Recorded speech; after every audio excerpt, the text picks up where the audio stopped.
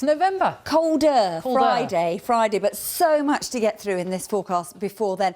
This was a pretty grey, wet story in northern England for Armistice morning. Thanks to our weather watchers in Newcastle for sending this in.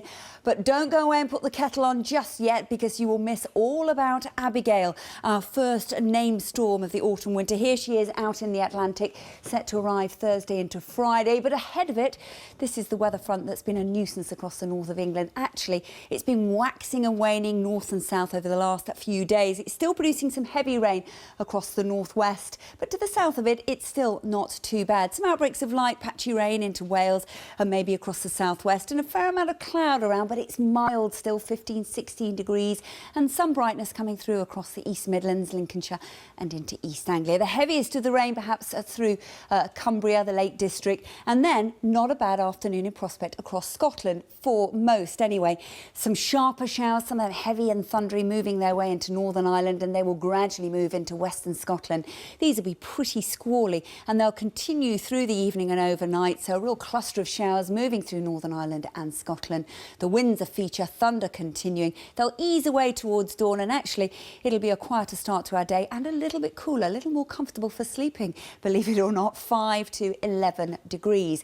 We start off Thursday morning, a little bit of early morning mist and fog, but some lovely sunshine coming through. However, the cloud quickly gathers out to the west. The winds strengthen. We see gales, severe gales, developing into the extreme northwest.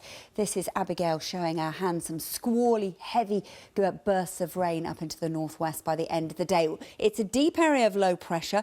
It's been given a name because there is the potential now for this storm to cause some disruption. So amber weather warnings have been issued for the extreme north and west of Scotland through the night, Thursday into Friday morning. There is a potential to see gusts of winds in excess of 80 miles an hour across the extreme northwest of Scotland. So, also as a parting gift, Abigail will introduce this colder air then. So moving right across the country by the time we push into Friday, a noticeable change. Plenty of showers, some of those showers bringing some snow to the tops of higher ground. Temperatures perhaps where they should be for this time of year, but add on the strength of the wind and the direction of the wind coming from a northwesterly, it will feel noticeably colder. So, as I say, plenty of weather to talk about.